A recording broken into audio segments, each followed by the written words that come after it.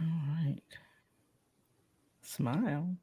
And I always do some editing, especially on the front end, because sometimes I stumble over stuff. So anyway, but yeah, so we are recording right now. Cool. Yeah. Let's see. Yeah, we're recording now. Okay, I have to always look at the button. So,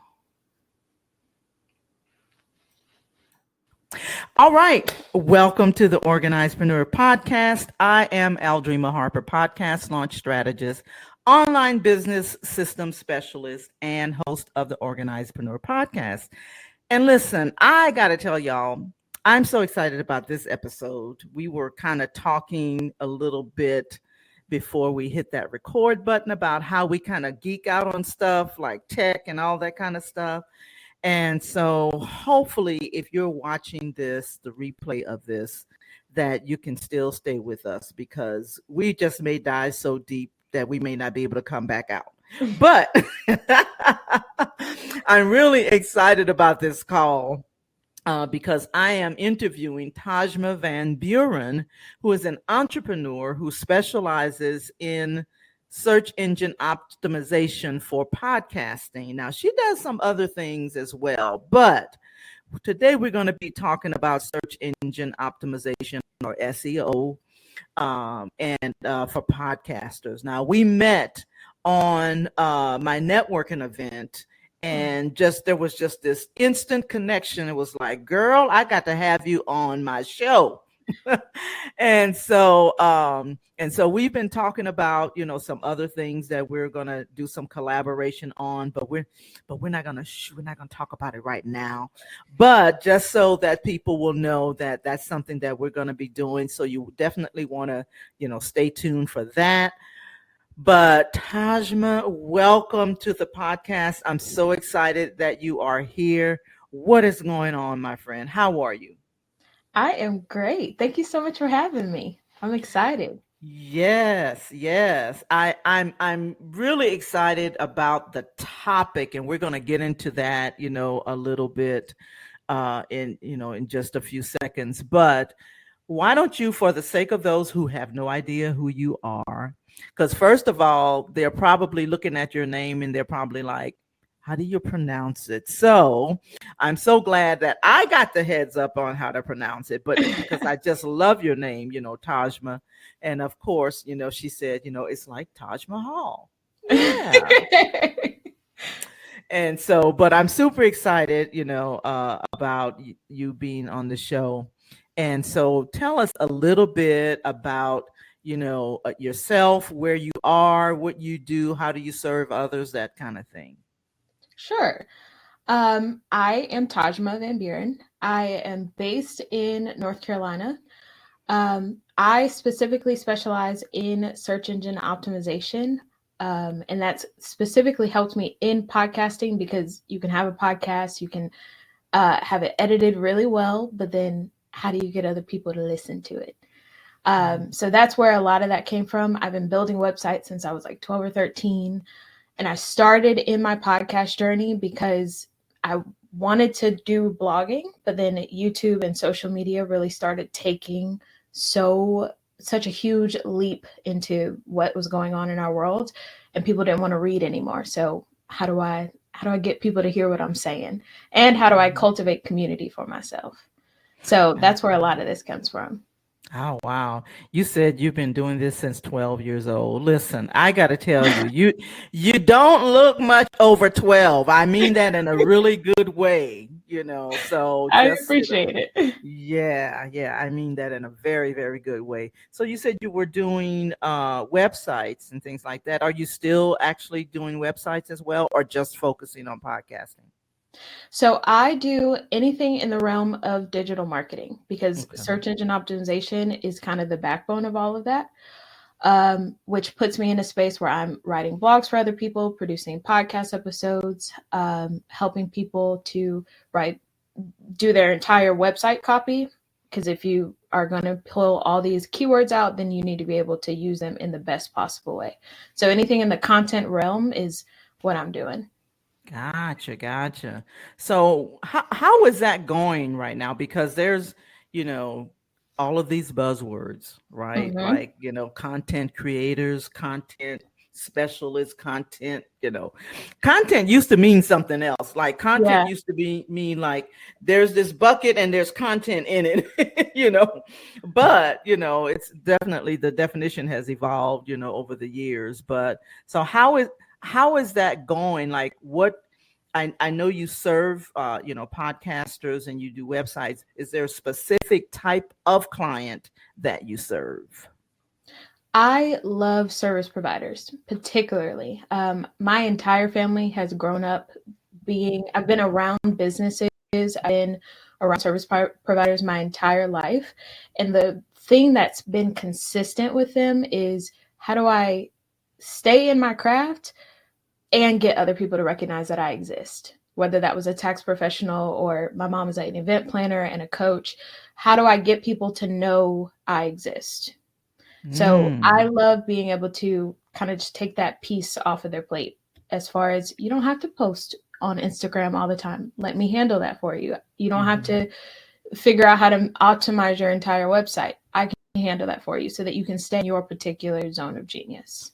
Yeah, yeah, I love that. Now, so did I hear you say that your family, you have a family of entrepreneurs as well? Is that what I just Down heard? to my 15-year-old sister. You know those little Wow. those dots, the diamond dots, I think they're called, where you can make like a little picture of whatever you want it to be, and they produce with these little dots. Ah. She's been doing those for a while, down to she was asking, okay, well, I want to send this picture off to the website. How do I make sure that I can get as many of these as possible, because I'm doing all these chores, doing all this work in order to get this money? And I said, okay, well, why don't you figure out how to make it yourself? And she went and did this whole thing to figure out how to make it herself. Wow. So she's doing a lot of that information now. Wow, I absolutely love that because, it really piqued my interest when you said, you have a family of entrepreneurs. And because when you have that example in your life, it's like that's all you see. It's like, I don't know how to do anything else but be an entrepreneur. Now I can say for myself, I didn't really have that, but Oh, I knew that it was something that I wanted to do because even as you said, your sister, at the age of 15, my first entrepreneurial endeavor was like when I was in junior high. But it was something that just, you know, that kind of, it was like that bug just hit me, and so, but I didn't necessarily have family, around me that did it. So I didn't have an example. So my journey was, all of the pitfalls and everything that I had to kind of learn on my own, right? mm, That it presents its challenges, but it's also sometimes a good thing because sometimes you only learn, as you're doing it, right? a And huge so amount of error, trial and error, over and trial over and and error. over. Yeah, yeah. So as we're talking about entrepreneurship, and we're definitely going to get into, some of the other things, but so what are some of the things that you've learned over the years from being in a family of entrepreneurs? What are some, like, you know, like some things that maybe your mom told you, or, even your little sister probably told you? The lesson that sticks out the most for me is, don't be afraid to just keep trying something. Even if Mm, you try a whole bunch of different things, at some point you're going to land on the thing that really resonates with you.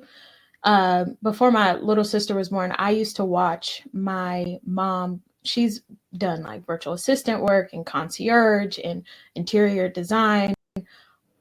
She has like over 20 years in corporate America. I've watched her try so many yeah. things over and over. This woman never goes anywhere without a book either. She could be going down the street to Wow. Food Line. She's going to have a book with her so that she can maximize her time and figure out what's the next thing that she's going to try, which really led her into a lot of the work that she does now, which is event planning. So I think a lot of times when you're talking to younger kids, at least when I was growing up, people are afraid to try different different things because they don't want to be loud and wrong. But the experience that I've had is I'm going to keep trying it, or I'm going to keep trying something, because either way that shows that I'm having some level of effort, and it's got to work at some point on a mathematical front. Yeah. So when you decided to launch your business, what did your mom say? I'm sure she was like, encouraging. I'm sure of that. But Yes. what did what did she say when you decided to launch your business? Dang. I haven't thought about this in forever. That was quite interesting. She asked a lot of the hard questions. Okay, are you doing this because you actually want to? Is this something? Are you doing it because other people are saying this? All of the hard questions. She's a tough kind of woman. And she said, okay, this is a huge decision. It's going to suck for a while. Wow. But this is going to be worth it. And I'm in your corner. Down to the point of, there are times where I'm talking to different people and there'll be a conversation that I have never experienced before. And I say, I don't know. Let me check with my advisors. She's my advisor. Oh my goodness. I absolutely love that. This is, I love the fact that, she asked the hard questions, because sometimes, people will, not be realistic, or not talk about the non-sexy side of entrepreneurship, right? That it is not for the faint at heart. It's not, if you're not in it, you just might as well stop, because it's not for people who don't have, kind of like tough skin, get used to rejection, things like that. And you got to be in it for the long haul. And so I'm glad that you have someone, that's saying, that you have an advisor, right? Yes. You have an advisor. I mean, that to me is like, the best scenario ever, is to have, an advisor, someone that's been through it, that's still, and that's still in the game, and so that is pretty cool.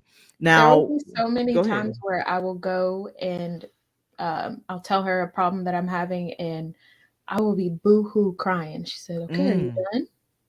Are you done? I know you have feelings. You had your moments. Wow. Now I need you to get up and let's do something about it.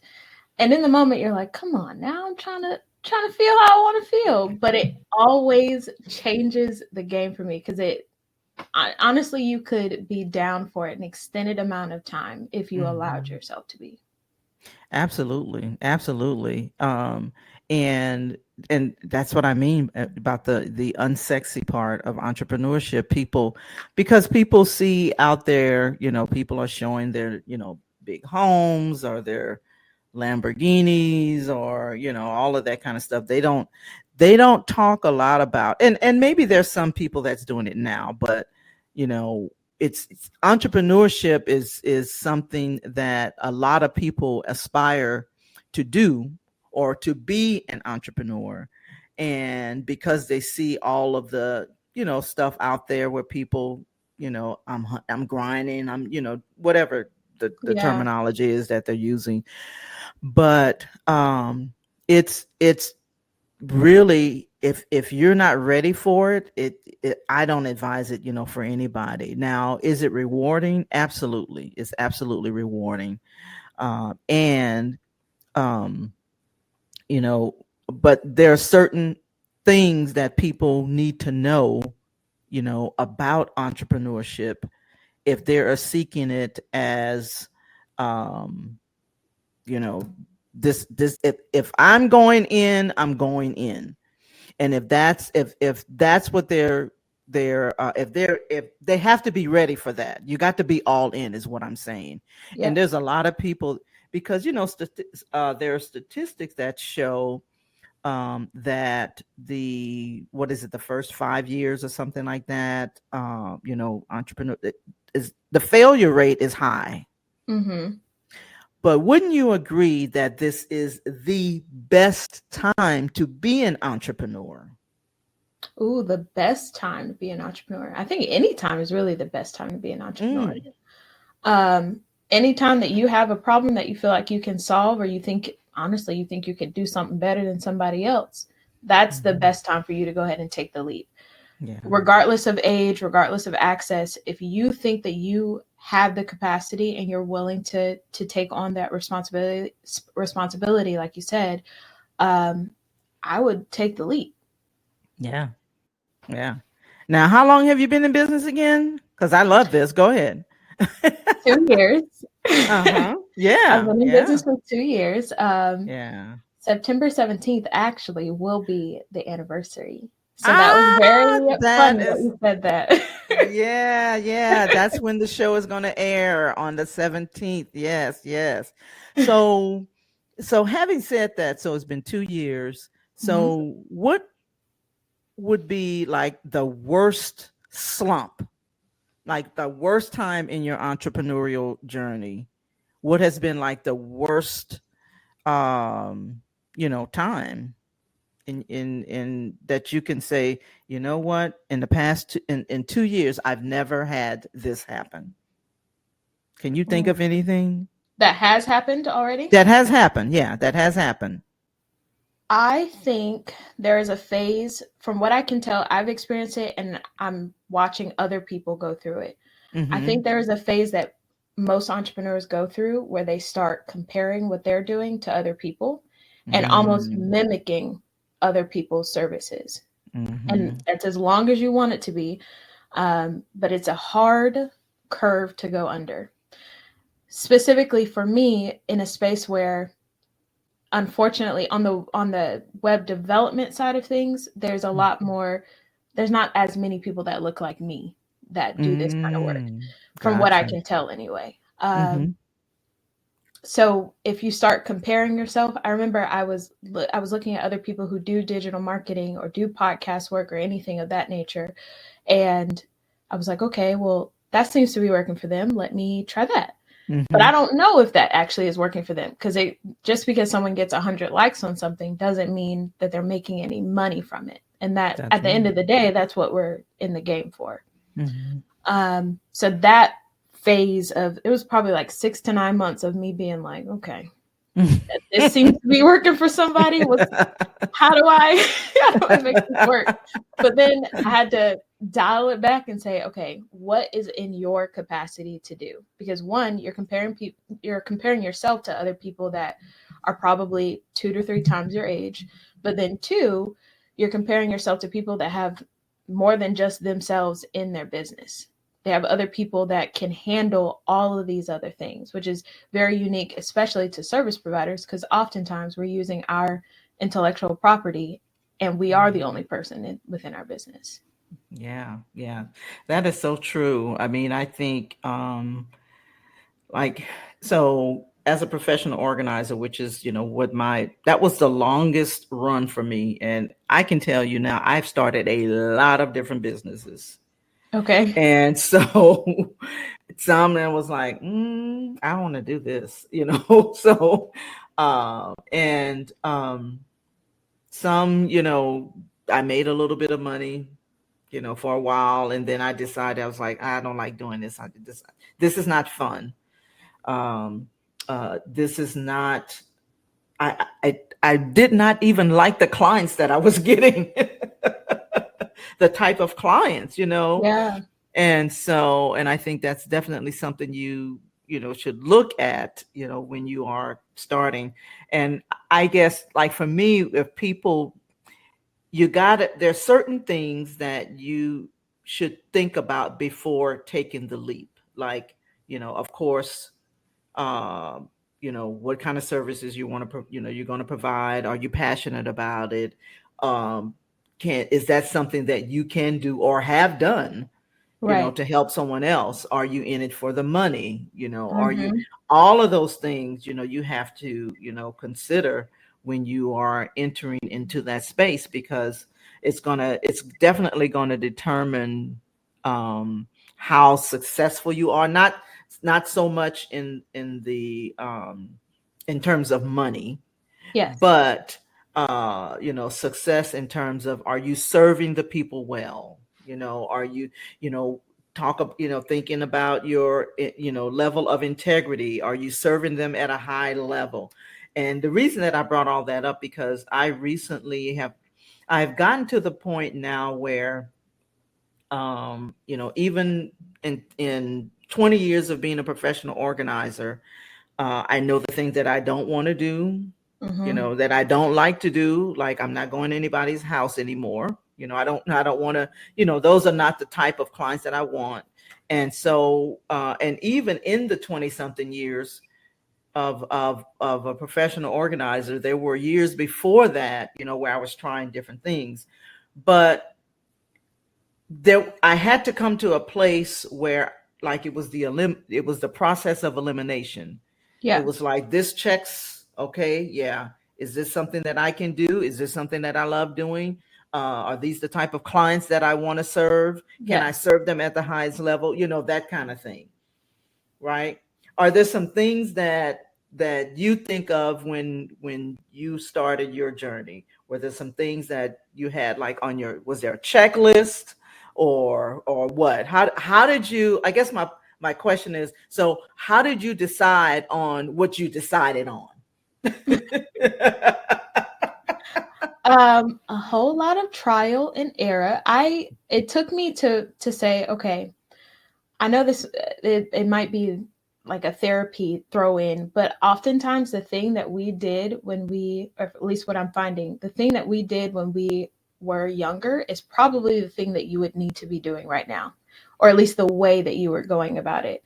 And I forgot that I spent all this time building websites. I forgot I spent all this time talking to people and pulling out the best versions of them, even if they felt like they didn't have the best version of them to present.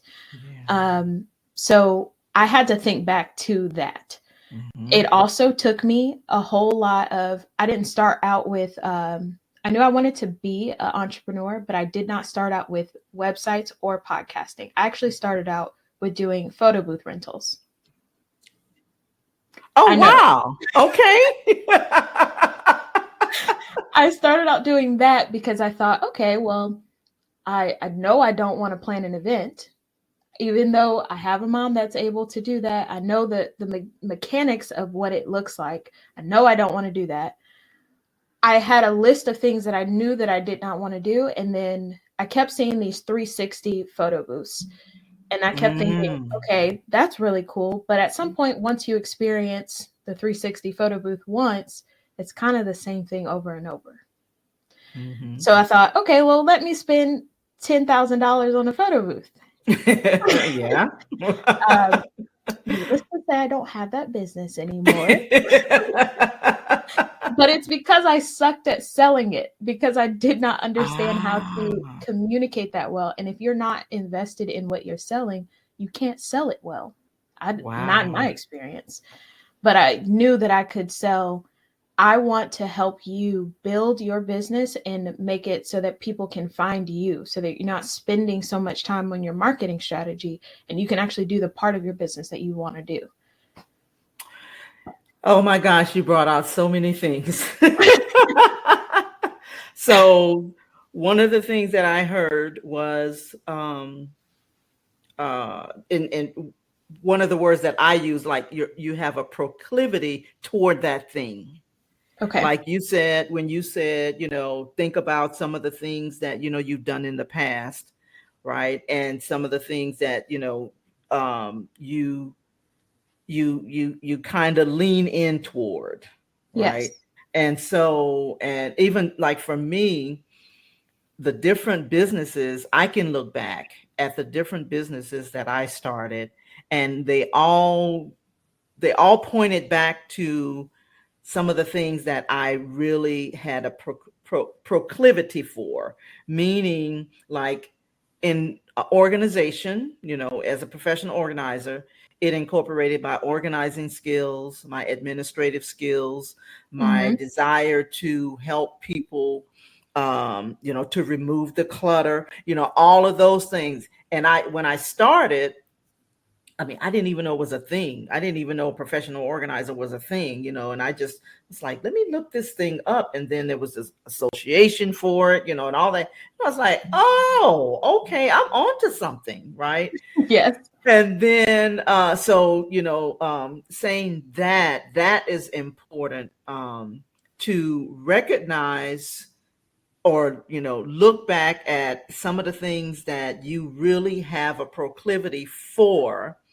And even as I look back, and I share this, in different venues, as I look back on some of the things as even growing up, I always leaned in toward technology. I leaned in toward because now this is before your time, but cassette players. Your mom will No, that was my probably. time. Okay.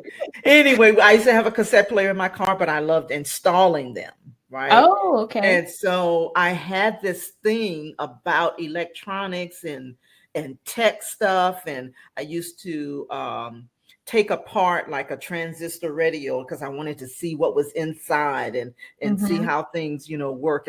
And so I was really, most of my life I've been like in a kind of a male dominated arena, most of the time. And so when you said that, it made me think about, the things that I had always had this proclivity for. It was like, these were always, I don't like to cook. So I'm not going to, you know what I'm saying? So, Yes. those things are really important. That's, my point. That's my point, is that it's very important to look at those things. And even when I talk to, people who are trying to decide, like, I don't know what I'm supposed to be doing, because there's people like at my age are still trying to figure out, well, what is it, that I don't know what I'm supposed to be doing, right? Yeah. As an entrepreneur, as a career. But those are ways that you can make decisions on those things. And not only that, what you said about being able to sell that service, right? You got to be able to articulate how it works, the benefits, and all that, so that people will want to buy that thing from you or Yes. that service from you, right? Right. And so, so all of those things matter when you're trying to make that decision. A lot of people say, well, I just want to do my passion. Well, I'm here to tell you, you probably don't want to start there. It's Yeah. important, right? But that should never be the first thing. We have a lot of, I have a lot of passions, right? Mm-hmm. A lot of passions that could lead me in the direction that like, I don't need to go. Right.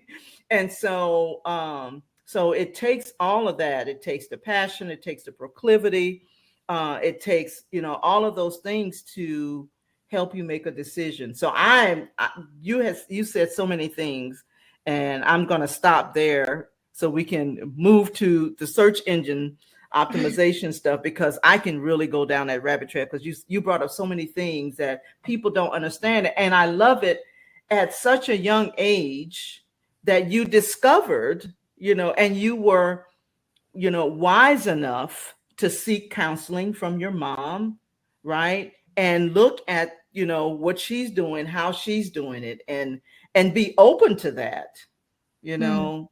So yeah, I think this is really going to be, helpful for people to, kind of think about that if they're trying to make that kind of decision, I you know. agree. This is Yeah. exciting. Hopefully it doesn't Yeah. cost me $10,000, but that'll be good. That part right there. So, so let's kind of move into the search engine optimization, or SEO. So let's talk about, so we know that, you use it for websites and podcasting and things like that. How did you, decide, okay, I'm going to really lean in to SEO to help people? How did you decide? Go ahead. That was largely on my end, especially when I feel like I've had a bunch of different jobs. I was trying to figure out, how do I get people to listen to a podcast episode for myself, Mhm. but then also for different clients. So Mhm. a lot of times I started with, once I quit my very first big girl job in the nonprofit space, I made a pivot to doing a lot of virtual assistant work. Mm. And virtual assistants gives you an opportunity to really understand so much about people's businesses and understand what area do you want to help people in. And the thing that I really zoned in on was podcasting and just editing those pieces of audio, the video, so on and so forth. Mm-hmm. But then no one was listening to it. So I had to Mm-hmm. figure out, okay, what's going to get people to actually listen to this episode. So I went on a deeper dive and realized some of the things that I was learning when I was, again, 12 or 13, or actually what was search engine optimization. Mm-hmm. So I started absorbing all of this information. SEO, a lot of times, or it does start with your website, but it can go into such a nitty gritty of just your podcast episode title. Mm-hmm. Is that a searchable thing? At its basis, it's, can people find this information? Mm-hmm. Yeah, absolutely. And I think, because I was actually just talking to my clients, we had a group session yesterday, and I was telling them that if we don't get the title and the description of the podcast right, Mm-hmm. nothing else is going to work. In other words, they're not going to find you because they're not looking for Aldreama, right? Nobody knows Aldreama. And Right. so it's like it's because a lot of people come to me and they want to know, well, what kind of equipment do I need? They want to Mm-hmm. know is the right microphone, and all kinds of things, and I say that is not where we're going to start. We have got to start with, who do you want to, determining, just like in business, who do you want to Yep. serve, your audience, and then making sure that the content that's in the packaging, which includes the description of the podcast. If they can't find you based on those words, they're just never going to find you. Right? 100%. And Yeah. even the bigger podcasts, the top 100 podcasts, they are doing that. I don't know if they know that they're doing it, but they're doing it on a strategic level. I was looking at Brene Brown. She has a podcast that she hasn't even put an episode out in 2 years, I want to say. And Mm. that particular podcast at the time, maybe a month ago, was still in the top 100 podcast for entrepreneurship, I believe. And it's all Mm. based upon really good SEO work. You can put out Wow. one episode, but what goes along with that, between the title, the description that you mentioned, what other pieces of content really push that one episode out there? She had Yeah. America Ferrera on her website, and America Ferrera's name was not in that podcast title, because we love Ugly Betty, but Right. what is she offering? Yeah. Why do I want to listen to this episode? Not only that, I mean, it might have worked better if Ugly Betty was in there as opposed to her name, because Right, you know, right. I used to love the show, but I definitely couldn't remember her name. Oh, wow. Yeah, I didn't remember her name, but I used to love. Oh man, I used to love that show. Love that show. Yeah. So tell us about, tell us about, either, if you can share, about clients or things like that. I'm sure you don't want to, share names or anything like that, but what has been some of your like success stories, or tell us how we can, some tips or something like that. So I'm just going to sit back and listen, because I want to know as well. So I'm just going to give it to you. Sure. I appreciate that. Two people in particular come to mind. They are both lawyers. One is a woman, one is a man, and they have dramatically different branding. If you, I'll say her name on the thing. So one is Aaron Gerner, And Erin, she has a podcast called Powerhouse Lawyers, and that she specifically talks to people, to women lawyers that are looking to make the most of their law life. They're experiencing a whole lot of burnout, a whole lot of imposter syndrome. How is she talking to them? How is she helping them? And she coaches them, has a retreat, so on and so forth. She, within her very first year of podcasting, I think within her very first year of podcasting, she reached 2,000 downloads and averaged about 5,000 website visits per month because of the work that we did as far as being targeted in literally just having a blog post for every single episode and having an episode title that is very targeted. Whenever you see her push out a particular episode, her little funnel is episode goes out on Tuesday. You're going to have a LinkedIn newsletter that then gets copied and pasted. The exact same information gets copied and pasted onto her blog post. You didn't have to spend all this extra time creating completely different pieces of content. And that has dramatically changed the way that she works. Her own ads are in her podcast episodes, and that's been incredibly helpful. Her open rate and her emails are a reflection of that as well. So this is a content ecosystem that you're creating. People are able to find your information. If they're looking for information about women experiencing imposter syndrome, she's going to pop up. Women lawyers experiencing imposter syndrome, she is one of the people that are going to pop up because she uses that language over and over and over throughout her content and throughout her website. The other part is she did a really good job even before I came along. Whoever built her website was really good at putting a bunch of different pages in there. A lot of times we like to have one pagers on our website, but you actually kind of need a bunch of different pages that are linking toward each other. So if you have a blog post that mentions something about a previous blog post or a previous podcast episode, link it to there because it tells search engines, oh, this content is being updated all the time. Somebody is linking this. This is valuable. Let's push more people in this direction. And search engines can trust you.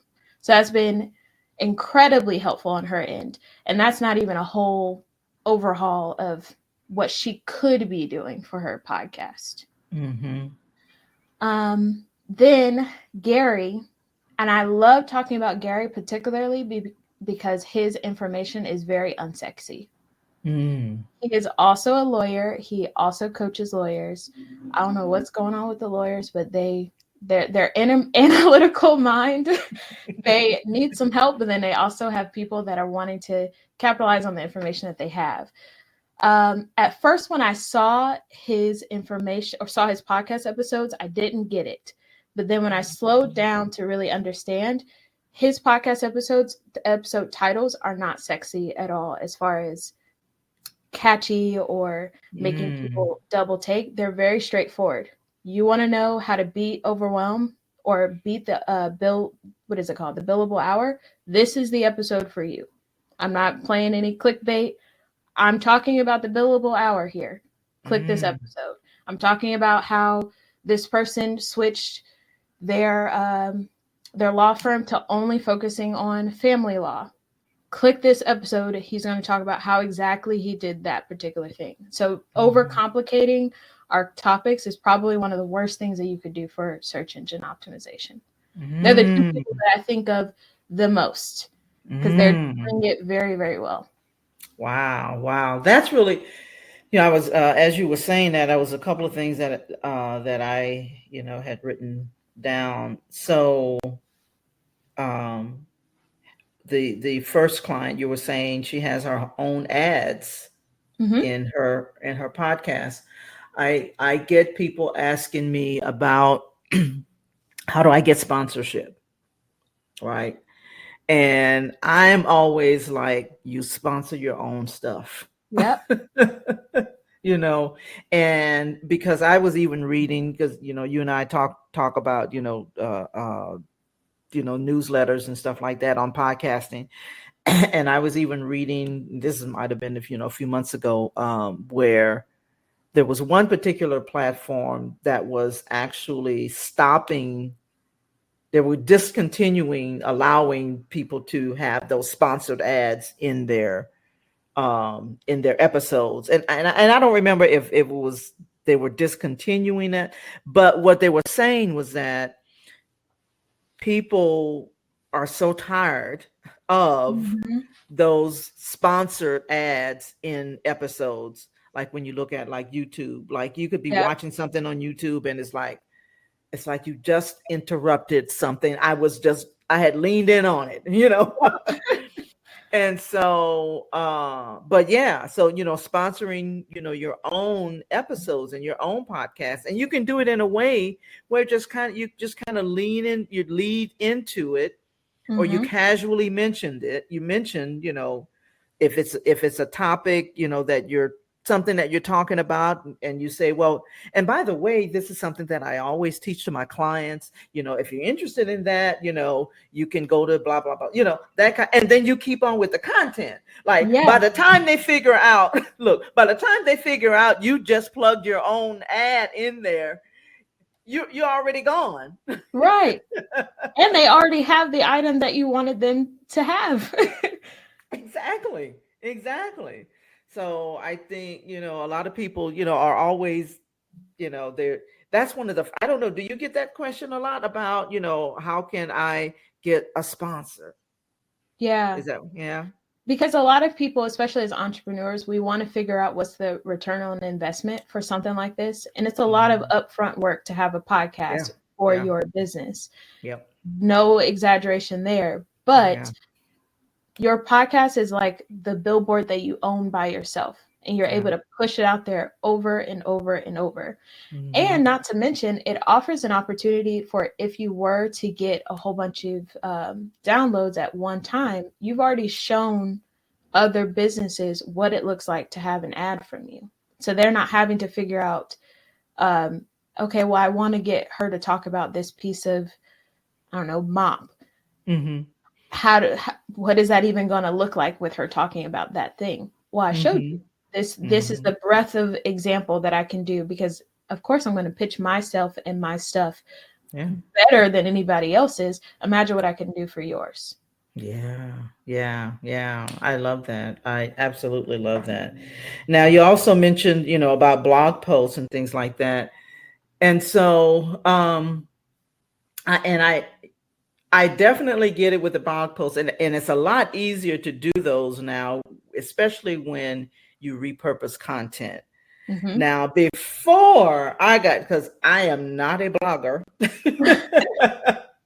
I do not, you know, even profess that I am a writer, you know, per se. So I used to always associate that, you know, when people say, you know, well, you know, you repurpose, or you know, if it's in your blog or something like that, you know, people will find you and that kind of thing. And so I resisted that strategy, you know, to make my stuff more searchable. But now, I mean, it's even easier, you know, to do. Wouldn't you say? 100%. Sometimes, and different people feel different ways about AI. Sometimes you can get AI to even start the blog post for you. Are they going to do a great job of articulating your voice? Probably not. You'll have to go in and refine things. But it does speed up the process just a little bit for you by pulling out the main points that you talked about. And I think it's important to note that your blog posts on your website aren't for people to actually read. It's for search engines to read. Oh, that's good. Yes, because search engines, the prime piece of real estate that search engines are crawling the internet for are the actual words that you are putting on your website. So you putting up a blog post is just telling search engines stuff like that exists over here, send them here.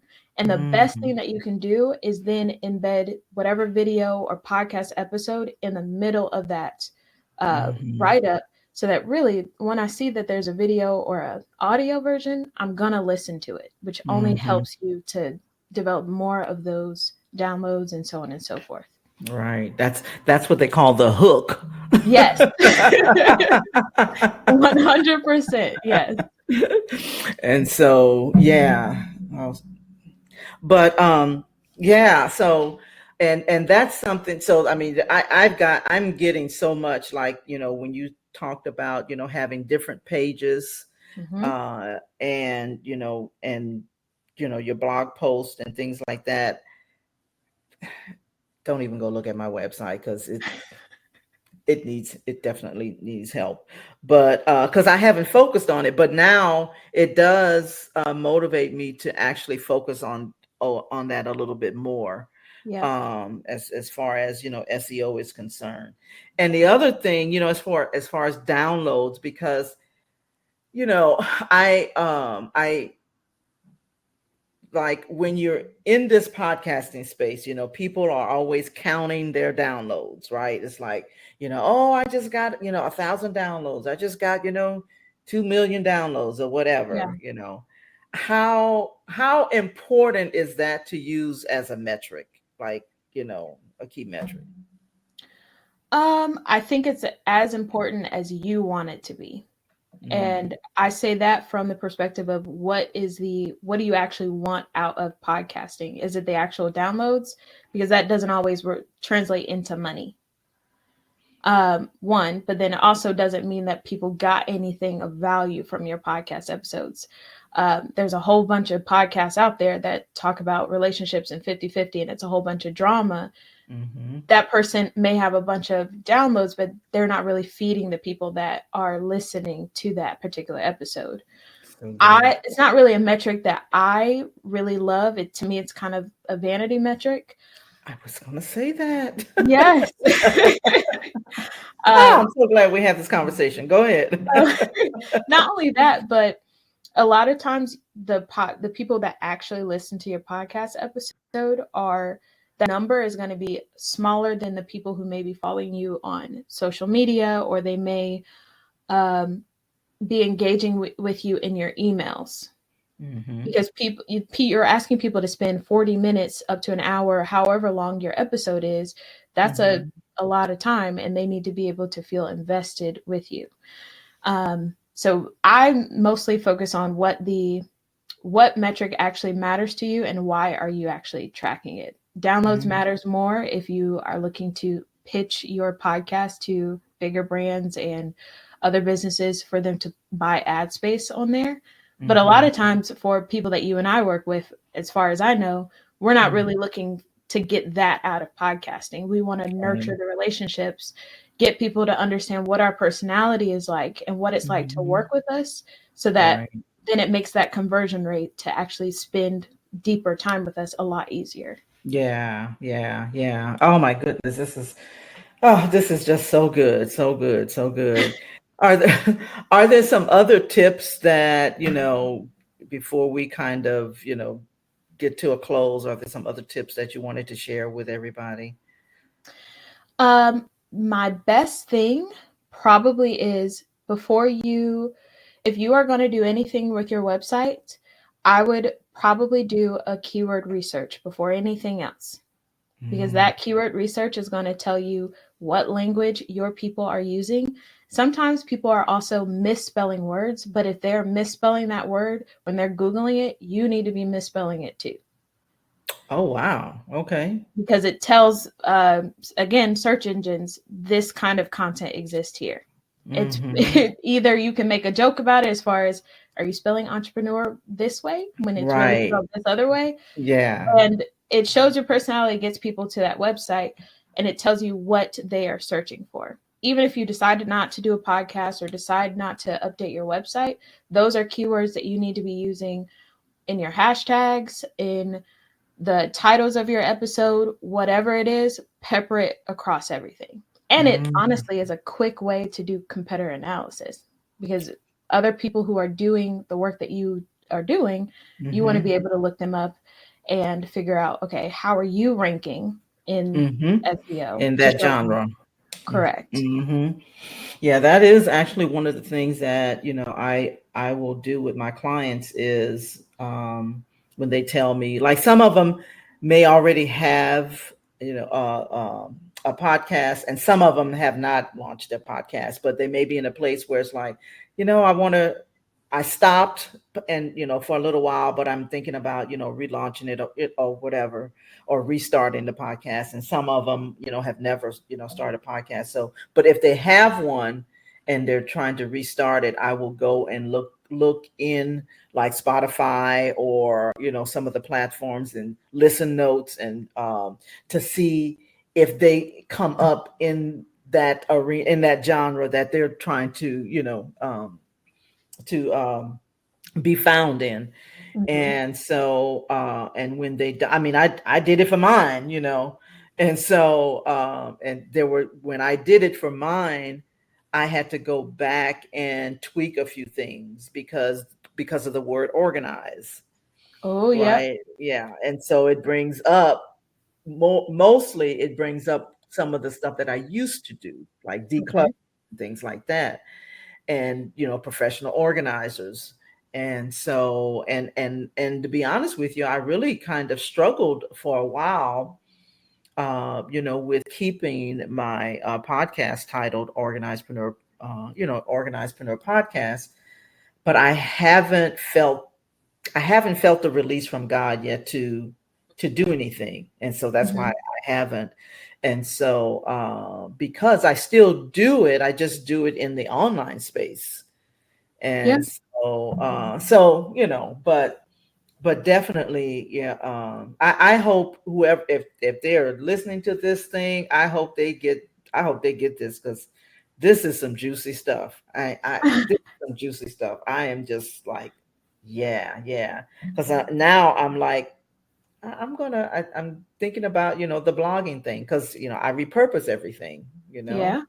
and I definitely do newsletters, or in emails, because I think you and I had talked about that before, where it's like, you're not fighting an algorithm in emails.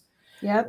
Right. And podcasting, you're not necessarily fighting an algorithm, but you're fighting a lot of different competitors, if in certain spaces with your podcast. And if it's not positioned right, people are just not going to find you. Right. Yeah, that's true. Yeah. I like to break it down to what people are spending, either their attention, their data, or their money with you. And it when I figured it out, it changed the game for me. And you have to figure out this particular piece of content. What do you want more? Their attention, their data, or their money? Wow. The social media is more about their attention. But if you bring them into your fold, like your email newsletter and onto your website, you're getting their data. Man, that right there. It changed the game for me. Wow. Oh my goodness. And people don't necessarily think. I know. I can't even say I was thinking about that. But that all of it is valuable. Good. You just got to figure out what's most important to you at that particular moment. It can't all be three at the same time. Wow. Yeah. Because that's like currency. I was thinking about different forms of currency, and I was kind of just jotting something down in my journal this morning, and I was like, people think about money, of course, that's the currency, but and this is kind of off topic, but kind of piggybacking on what you're saying from a different standpoint. Sure. Money is a currency. Peace is a currency. 100%. Time is a currency, and attention is a currency.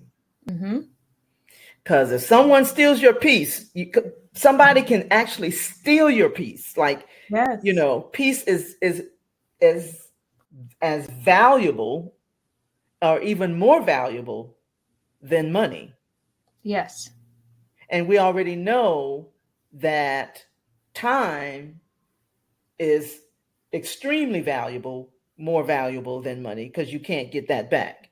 Right. So people, from that standpoint, people need to think about, what kind of currency they want to exchange, for certain things. Do you want to, let somebody, steal your piece, so, but anyway, let's get back. I want to so what are some things that you're working on that you want people to know about? The workshops I do every second and third Thursday of every month. The one that is most important for other people are search engine optimization for podcasts. That's where I walk you through how do you do the keyword research that I was mentioning. If you don't do anything else with podcasting or anything, that's probably the space, or it is the place that you would want to start off rip automatically.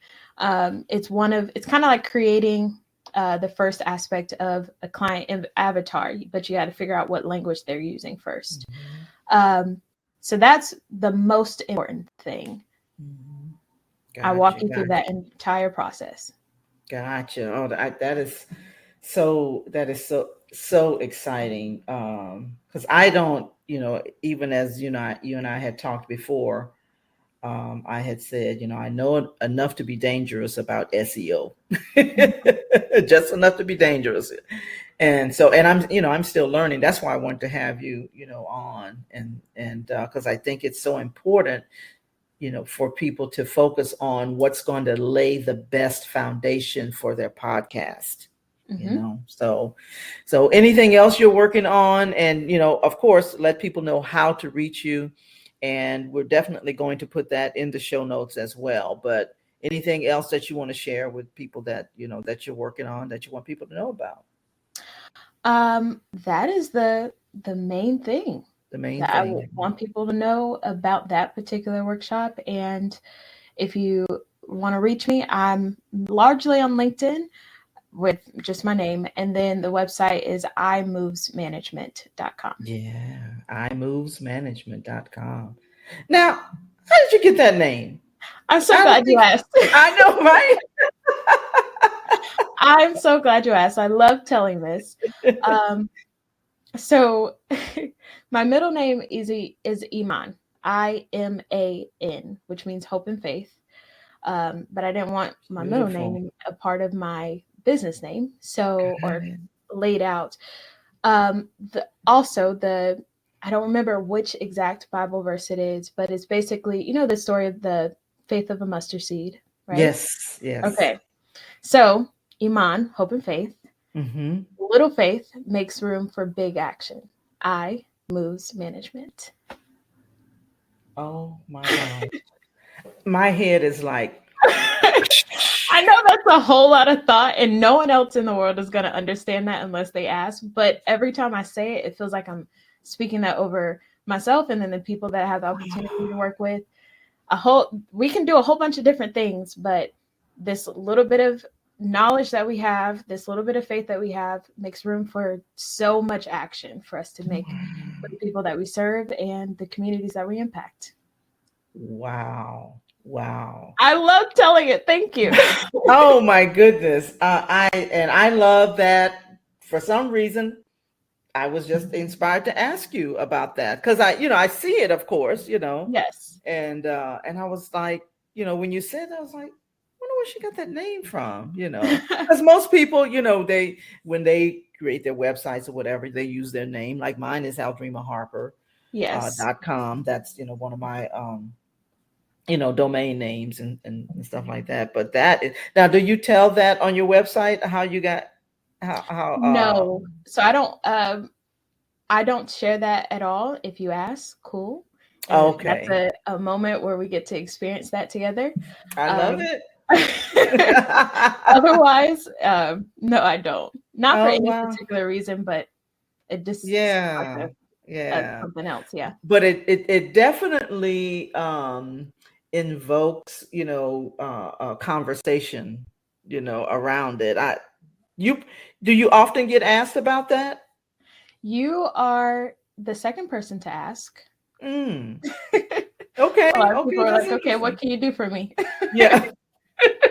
I like to get into what the things what makes people where they are now. How did they get there? That type of thing. So yeah. But I am so glad, Tahjma, that that you came on the show. I promise you, this is not the last time. And so, just for the sake of the audience, you definitely want to go to imovesmanagement.com. imovesmanagement.com. Again, it's going to be in the show notes. You want to connect with Tahjma, and especially regarding the workshops. That's on the second and fourth Thursdays of the month. Second and third. I'm sorry, second and third Thursdays. Newest Thursday. Second and third Thursday, of the month. You definitely don't want to miss those workshops. I know you got something out of this episode because I certainly did. And so I thank you so much for coming on the show, and thank you for blessing me, and blessing those that's listening to the show right now. With all of the information and the insight, so much for a young person. I mean, so much wisdom. And I know, of course, your mom would be like, well, I had something to do with that too, Yes, I was just about to say that. So when she watches the episode, hopefully, she'll, that we don't want to neglect the part that she had something to do with that. So yeah. So Mom, good job. But definitely we'll be back with other episodes, because I love talking about these type of things. I love talking about faith. I love talking about entrepreneurship. I love talking about geeky techie things, and all that kind of stuff. So who knows what we'll be talking about next time. So you definitely want to tune in to the future episodes. Thank you all for joining the Organizedpreneur podcast. This is Aldreama Harper signing off for now. Happy podcasting, everybody. Bye.